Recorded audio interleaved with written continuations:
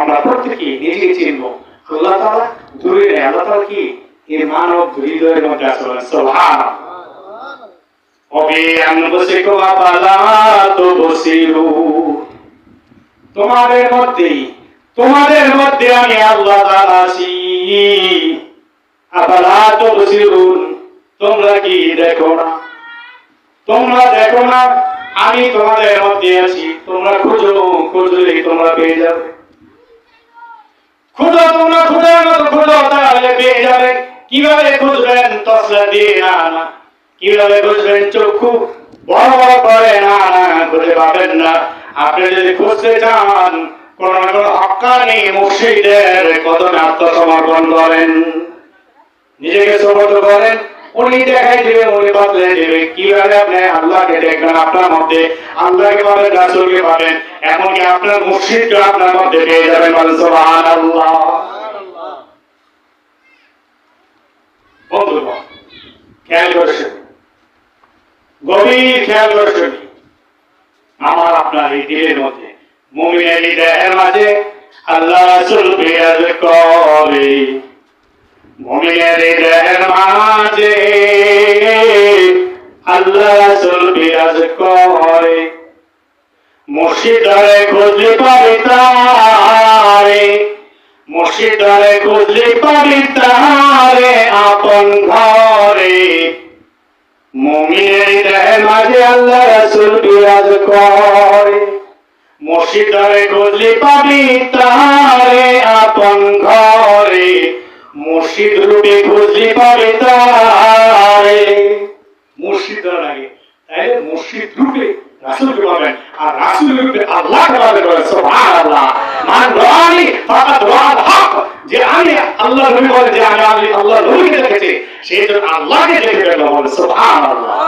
কারণ মেরাজে গিয়ে সরাসরি আল্লাহর সাথে মুলাকাত করেছেন আমার আপনার নবী। বলে সুবহানাল্লাহ। সেই নূরানি ঝলক নিয়ে পৃথিবীর মধ্যে এসেছেন। অতএব আল্লাহর নবীকে দেখা মানে আল্লাহকে দেখা। বলে সুবহানাল্লাহ। কিন্তু বলতে পারবো না যে আল্লাহ নবীর চোখের মতো আল্লাহর চোখ, আল্লাহ নবীর হাতের মতো আল্লাহর হাত, আল্লাহ নবীর চেহারার মতো আল্লাহর চেহারা। এটা বলা শিরক, এটা বলা যাবে না। বলতে হবে আল্লাহ রাসূলের সূরত আল্লাহর সূরতের সাথে অনেকটাই সামঞ্জস্য। আল্লাহ রাসূলের সূরতে আল্লাহর সূরত, এটা হচ্ছে কি আপনার আধ্যাত্মিকভাবে নজর করলে দেখা যায়। এই চর্মচক্ষু যেটা বলে সুবহানাল্লাহ। বাতিনি চক্ষু খুলেন, আল্লাহকে রাসূলকে, আল্লাহ রাসূলের মধ্যে আল্লাহকে দেখতে পাবে। বন্ধুগণ, এই জন্য সবাইকে বলবো, দূরে না আল্লাহ তাআলাকে সাত আসমানের উপরে বসে যাবেন না, বরং আমি আপনি প্রত্যেকেই বুঝবো ওফি আনফুসিকুম আফালা তুবসিরুন ওয়ানাহনু আকরাবু ইলাইহি মিন হাবলিল ওয়ারিদ। আল্লাহ তাআলা জানিয়ে দিয়েছেন, আমি বলছি না, নিজামুদ্দিন আজালি বলছি না, বরং আল্লাহ রাব্বুল আলামিন ঘোষণা দিয়েছেন ওয়ানাহনু আকরাবু ইলাইহি, আমি তোমাদের সবচেয়ে নিকটে। কেমন নিকটে? আকরাবু ইলাইহি মিন হাবলিল ওয়ারিদ। তোমার ঘরের মধ্যে যে রগ আছে, যে রগ দিয়ে জীবন প্রবাহিত হচ্ছে, ওই জীবন রগের নিকটে আমি অবস্থিত। বলেন সুবহানাল্লাহ। ঘরের নিকটে যেটা, এখানে কিন্তু আধ্যাত্মিক দৃষ্টিতে আমরা এটা বলে থাকি, এখানে ঘরের মধ্যে একটা মেমোরি ফিট করে দিয়েছেন। মোবাইলেরও মেমোরি আছে, এই ঘরের মধ্যে একটা মেমোরি আলাদা ফিট করে দিয়েছেন। সেই মেমোরিতে প্রত্যেকের কাজকর্ম, ওঠা বসা সবকিছু, ভিডিও অডিও সব এখানে রেকর্ড হয়ে যাচ্ছে। বলে সুবহানাল্লাহ। তাই আল্লাহ তাআলা আপনার সাথে আছেন, আপনি কি কোনো মিথ্যা বলতে পারেন? আল্লাহ তাআলা আপনার সাথে আছেন, আপনি জিনা করতে পারেন? আল্লাহ তাআলা আপনার সাথে আছেন, আপনি কি কোনো সুর খেতে পারেন, ঘুষ খেতে পারেন? নো। তাই আল্লাহ তাআলা যার সাথে আছে, যে কল্পনায় নিয়ে আসে আমার সাথে আল্লাহ আছেন, শুধু আমার সাথে না, আমার জীবন বলেন আরো নিকটে আছেন, তাই সেখানে তো আর কোনো অপরাধ করা যায় না। এই জন্য তরিকতের লোক যারা, তারা নিজেরা ধ্যানে খেলে সবসময় আল্লাহকে সাথে রাখেন, যার কারণে তাদের দ্বারা কোনো অন্যায় অপরাধ হয় না, অন্যায় অপরাধ হতে পারে না। যার দ্বারা অন্যায় অপরাধ হয় সে তরিকতের না। আজকে আমি বলে যাই, যার দ্বারা অন্যায় অপরাধ হয়, হয় গুসা, রাগ গুসা, অহংকার, এরপরে রাগারাগি, মারামারি, হানাহানি, চুরি, ডাকাতি, ছিনতাই, অথবা গাঁজা খাওয়া ইত্যাদি ইত্যাদি, যদি অপরাধ জনিত কোনো কাজ হয়, তাহলে ওই ব্যক্তির তরিকতা না, তরিকতা না, সে নামে তরিকত নিয়ে আসা, আসলে সে তরিকতের ভিতরে নেই। তরিকত থেকে কোন সময় সে বাতিল হয়ে গেছে, আলাদা হয়ে গেছে, ফারাক হয়ে গেছে, সে নিজেও জানে না। তরিকতে নাই, তরিকতে যে থাকবে তার মধ্যে কোন হিংসা, লোভ, লালসা, কামনা, বাসনা ইত্যাদি থাকতে পারবে না, এগুলি থাকতে পারবে না। সব কিছুকে মাটি করে সে চলবে।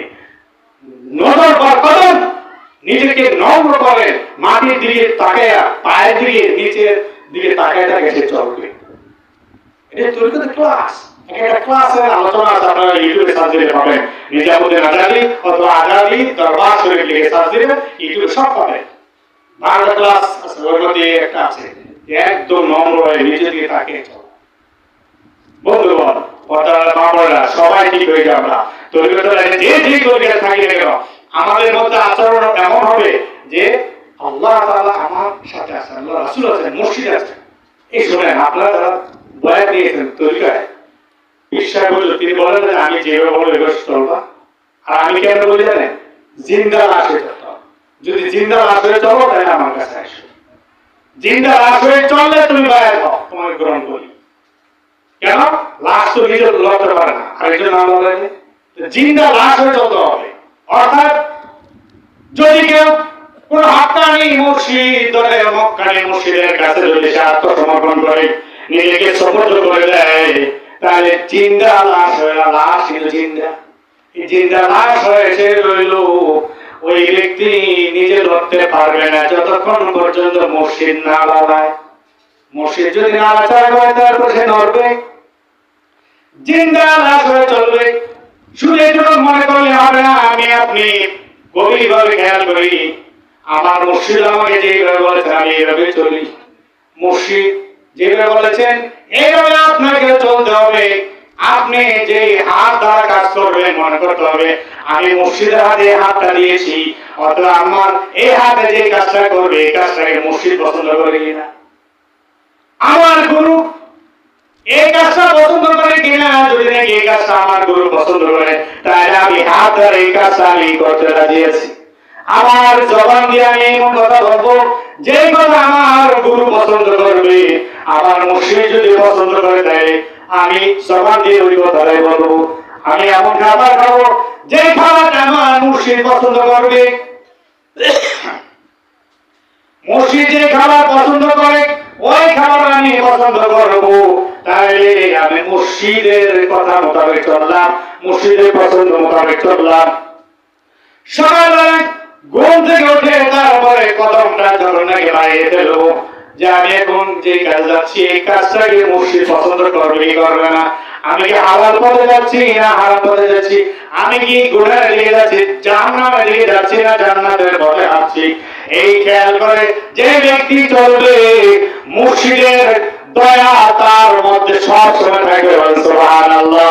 আর যে ব্যক্তির সাথে সব সময় মুর্শিদের দয়া থাকবে, দোয়া থাকবে, মহান আল্লাহ রাব্বুল আলামিন রহমতের ফেরেশতা দিয়ে তাকে চালাইবে, বলেন সুবহানাল্লাহ। রহমতের ফেরেশতা তার উপর সব সময় থাকবে। আসমানি গজব, জমিনি গজব, বালা মুসিবত, রোগ বিপদ ইত্যাদি তাকে স্পর্শ করতে পারবে না, বলেন সুবহানাল্লাহ। লাভ আছে, লস নাই। আপনি মুর্শিদ ধরেন, লাভ আছে। তরিকত নেন, লাভ আছে। কলব জিন্দা করেন, লাভ আছে। এই কলব দিয়ে আপনি পরিষ্কার করতে পারে, কলব দিয়ে আপনি চক্ষু বন্ধ করলে এই কলবের চক্ষু খুলে যাবে, এই চক্ষু দিয়ে আপনি যা ইচ্ছা তা দেখতে পারবেন, সুবহানাল্লাহ। কাশ আরবি বলে কাশ। বন্ধুগণ, পর্দা আলে মা বোনেরা, আলোচনা কিন্তু শুধু আমার সামনে যে পুরুষ আছে শুধু তাদের জন্য নয়, এই জন্য মাঝে মধ্যে মা বোনদেরকে ডাক দিই। সবার জন্য একই কথা, তরিকা যারা নিবেন তারা সহি হন, শুদ্ধ হন, সিদ্ধ হন, তারপর শুদ্ধ হইবে। সিদ্ধ, আপনি চাল যদি নাকি ভাত রান্না করেন তাহলে এটাকে সিদ্ধ করতে হয়। সিদ্ধ কি হয়ে যায়? পানি দিলে হয়ে যায়? আগুন দিতে হবে নিচে, আগুন দিয়ে এরপরে হিট দিলে তারপর আস্তে আস্তে সিদ্ধ। সিদ্ধ হলে শুদ্ধ হবে। সিদ্ধ হলে খাওয়া যায়, কাঁচা খাওয়া যায় না। তাহলে সিদ্ধ হলে শুদ্ধ হয়। তাইলে আমি আপনি যত দুঃখ কষ্ট আছে বাইরে ধরে ঠিকই, কিন্তু বিপদ অবস্থা বাইরে ধরে ঠিকই, কিন্তু অভাব দূর হয় না। আপনি তো সিদ্ধ হইতেছে, সিদ্ধ হন, তাহলে শুদ্ধ হবে। দুনিয়ার কোন একটা সম্পদ, কোন একটা কিছু যদি আপনাকে ক্ষতি হয়ে যায়, টাকা পয়সা নষ্ট হয়ে গেল, গরু বছর কিছু হয়ে গেল, তাহলে কিন্তু আপনি মন খারাপ করবেন না, ধৈর্য ধরেন, সিদ্ধ হয়ে গেলেন আপনি, সিদ্ধ হন, গুরুর প্রতি বক্তৃতা ঠিক রাখেন, তাহলে ইনশাআল্লাহ আল্লাহ তাআলা আপনার উপর রহমত নাযিল করতে থাকে। বলেন সুবহানাল্লাহ। আগে দেখেন আল্লাহ তাআলা মুমিন বান্দাদেরকে পরীক্ষা করেন সিদ্ধ হয় কিনা। একটা ইট যদি তৈরি করা হয়, মাটি দিয়ে তৈরি হয় না, মাটি দিয়ে ইটটা তৈরি হয়, পরে পরে তারপর ইটটা লাল করা হয়, যত পড়বো তত টাইট হয়, তত মজবুত হয়, ওই ইট তখন বিল্ডিং করা যায়, কাজে লাগানো যায়। তাইলে সিদ্ধ করার পরে সেটা শুদ্ধ হয়। বন্ধুগণ, পর্দার মা বোনেরা, আমরা অল্পতেই ভেঙে পড়বো না। আমরা তরিকা যারা বাইরে হয়েছি, আমরা সবাই ইমানকে মজবুত রাখবো, ধৈর্য সহকারে চলবো ইনশাআল্লাহ, এবং আল্লাহ রাসূলকে কাছে মনে করবো। আল্লাহ রাসূলকে দূরে নয়, আল্লাহ তাআলা দূরে নন, মুর্শিদ আপনার থেকে দূরে নন। আপনি কল্পনায় মুর্শিদকে রাখতে পারেন, কল্পনায় মুর্শিদকে রাখতে পারলে রাসূলকে পাবেন, রাসূলকে পাইলে আপনি আল্লাহকে পেয়ে যাবেন। বলেন আলহামদুলিল্লাহ। সুবহানাল্লাহ, আলহামদুলিল্লাহ, সুবহানাল্লাহ, আলহামদুলিল্লাহ, লা ইলাহা ইল্লাল্লাহ, মুহাম্মাদুর রাসূলুল্লাহ। সুবহানাল্লাহ, আলহামদুলিল্লাহ, সুবহানাল্লাহ, আলহামদুলিল্লাহ,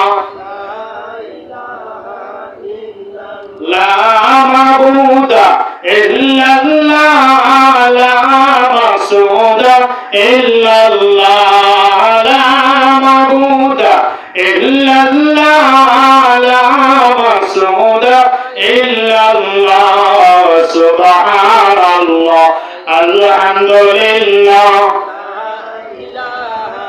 ইল্লাল্লাহ, সুবহানাল্লাহ,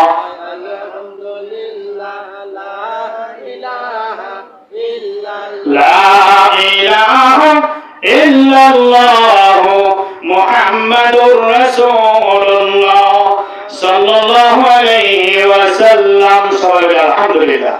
কি কষ্ট হয়েছে? আরে যাবে না, মনোযোগ করে দেন নাকি? কষ্ট হয়েছে কোনো অনেকে? আরেকটু